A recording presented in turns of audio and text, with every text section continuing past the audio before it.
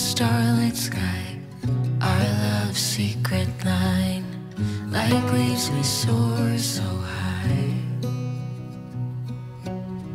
Beneath the moonlight, the soft touch your hand in mine gets me every time.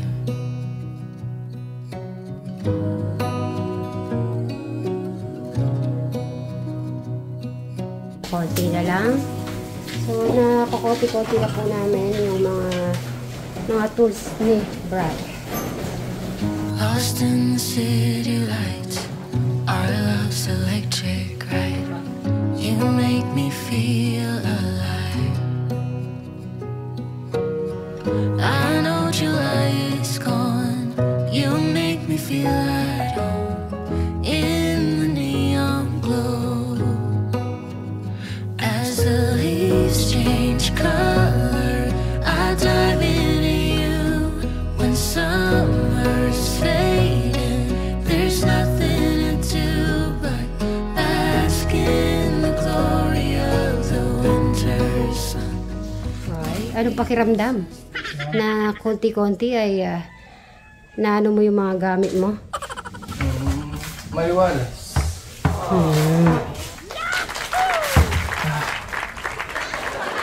So, abangan nyo ang next ng kabanata.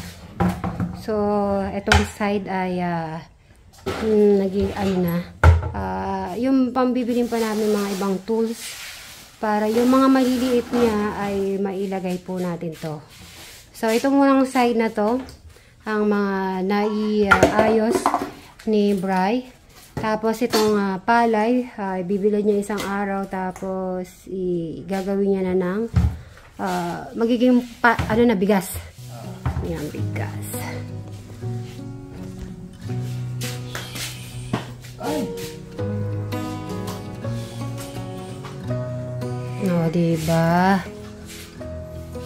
Ano, maganda ba yung mga naituturo ko sa'yo? Yes. Di ka naman nagagalit. Okay, good. So, okay yan. Yan.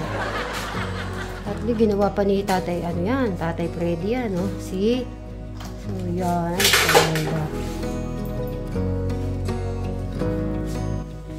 Yan po. So, at least, yung mga ano na dito, mga gamit, yan, mga natanggal. So, yung mga konti-konti pa. Itong, ano na to, yan. Yung palay na yan, abangan nyo naman yan. So, makikita nyo ng pakonti-konti.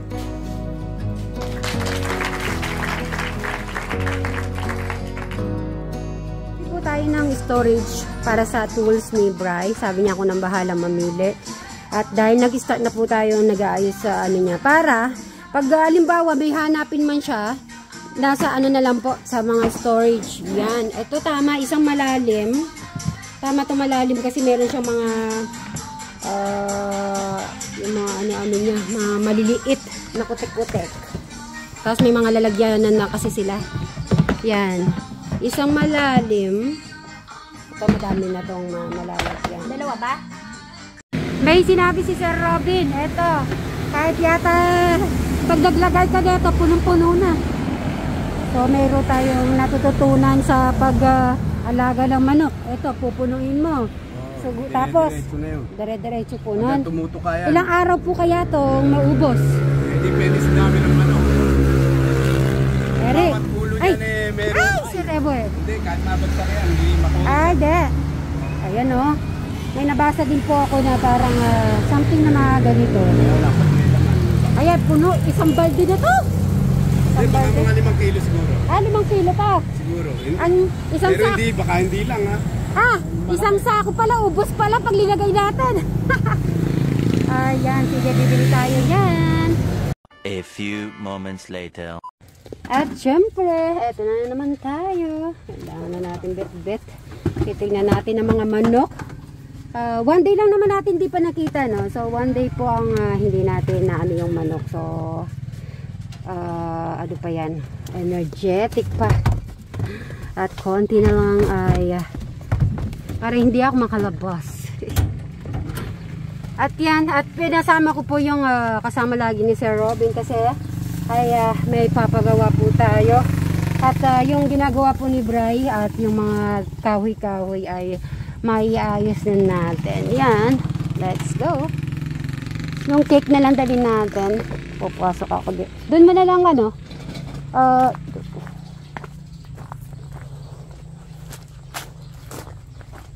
Ay, daming papaya. Dito tayo. Wala, madami na naman ano. Tinago. Oh, may doggy. Bago kasi. Ay, bag. Ay, quattro. Dito kayo. At anuhin natin yung mga manok muna. Ayan, good morning, chicken. Kumusta na kayo? Ngayon po ay maiano na po ito masasako. Lahat ng mga hindi natin nagawa nakaraan. At gusto ko ngayong araw ay madami po tayong magawa. Where's Eric? Yung ito po, malilinisan po yan. Tapos yan, lalagay na po yan sa sako. Kasi tuyo na rin po. Na ganun pala yun. Excited yung mga manok. Oh. Hello, good morning. Ano na? Ako. Pag naging malapit ka sa mga manok, tapos, ay! Bakit mo kinuka? Saka di mo pala sila mabering ka. Kaya pa nga, wala pala pangalan. Sige lang, kain. Oh, very good. Ilan ka? Hintay lang po natin si Eric na lumabas. Ngayon naman po, oh.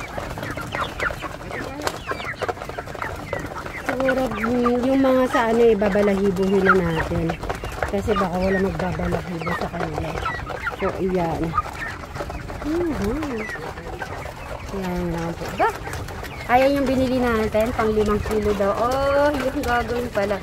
So, mamaya pupunuin niya ni Eric. Sabahan natin. Wait lang po natin siya. Nintay natin, ayun na ang mga kambing. Ayun ang mga kambing ni ano. So, dito niya sinoga. So, syempre, puntahan natin si Bap and Trisha. Hello, good morning sa inyong dalawa.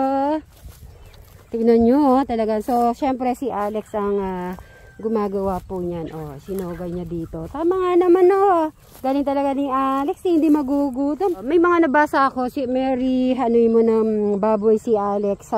Sabi ko that time, gusto mo dagdagan natin yung kambing. Sabi niya, eto na muna 2. So, ayaman muna natin 2. Kasi that time, kung talagang gusto niya talaga, magsasabi naman siya. At least itong 2 kambing ay nag-okay naman siya doon. So, tulad yan. Yan, madami silang kakainin. Mamaya, tignan natin yung mga tinanim ni... Last time, sabi ko, i-check natin yung mga tinanim ni Bray na munggo. Pero hindi ko pa napupuntahan. Siguro ngayon medyo malaki-laki na ang mga ni Brian. Ngayong araw kasi gusto ko matapos na yun sa kitchen. Tapos, yung mga kahoy-kahoy doon at matapos natin. Kung ano pa yung masisiga natin dito, maubusin na natin yan. Tapos ito, yung ipot ng manok, gusto ko talaga ay gagawin namin ng fertilizer. Tapos mga nabasa ko yung tae ng kambing, iipunin po namin yun at isasama natin. Para mabawas-bawasan na rin po yung para hindi po magkaamoy. Kasi lalo na may panibago po tayo para ma-maintain po natin yung mga langaw-langaw.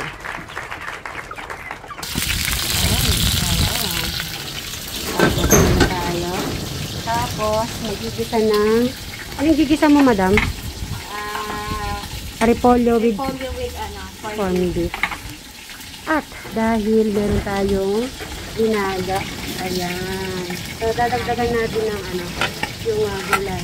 Ba't hindi mo nalagay ng repolyo? Ay, hindi mo ba ilalagay ng nakarata? Madadami ng Oo. Kaya nga nag-aaral na kami sa yung bride. Dito ko siya pupuntahan. Titignan ko, may nagpipit-pit po. Baka kailangan nila yung tulong natin. Tingnan natin. Ay!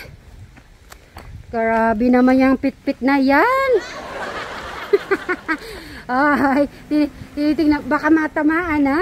Okay. Masyado naman. Tingnan natin kung paano siya mag-parking.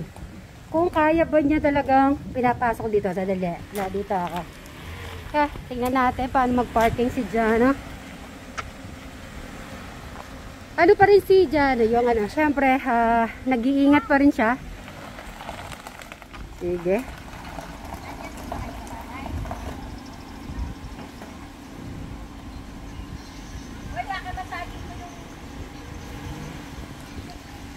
Sige, tingnan natin. Op. Ay, tingnan natin. Okay. Di bale, malayo naman sa ano. Yan. Yan. Sige pa, diretso mo. Okay, okay. Ano pa? Konti practice. Konti pa.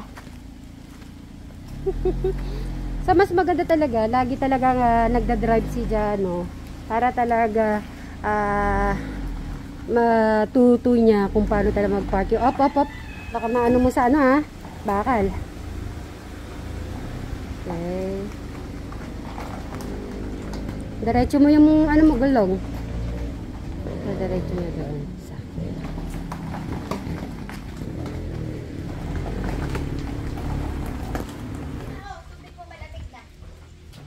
Na-rep mo yan?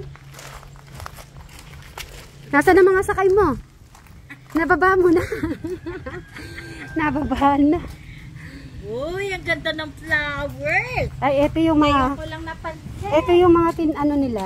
Silang dalawa ni First Day. Napanood ko nga yun. Bulacan. Basta ganyan lang kasi pagka hindi na yan magtatalbos, magsasanga na. Yan. Tapos ganyan. Ayan, this is it. Dito naman kami side. Ang dami na nating ano. Sabi nga nila, may pera sa basura. So, talagang tinabi namin yung mga dapat pang gagawin ni Bri. So, hindi namin tinapon.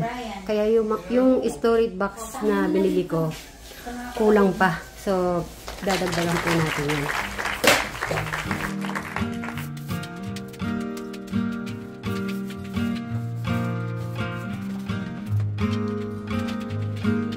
Some say love is a winding road, carves a map through the darkest night. Some say love takes a heavy load, helps someone make the burden light, teaches you not to hold too tight. You and I have come a long way together. You and I got a long way to go. You don't have to ask me now or never, 'cause I'm already yours and you'll always be mine.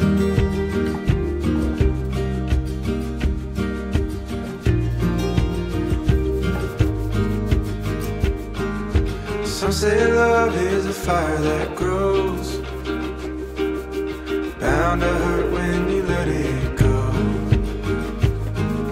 Some say love is a choice we make,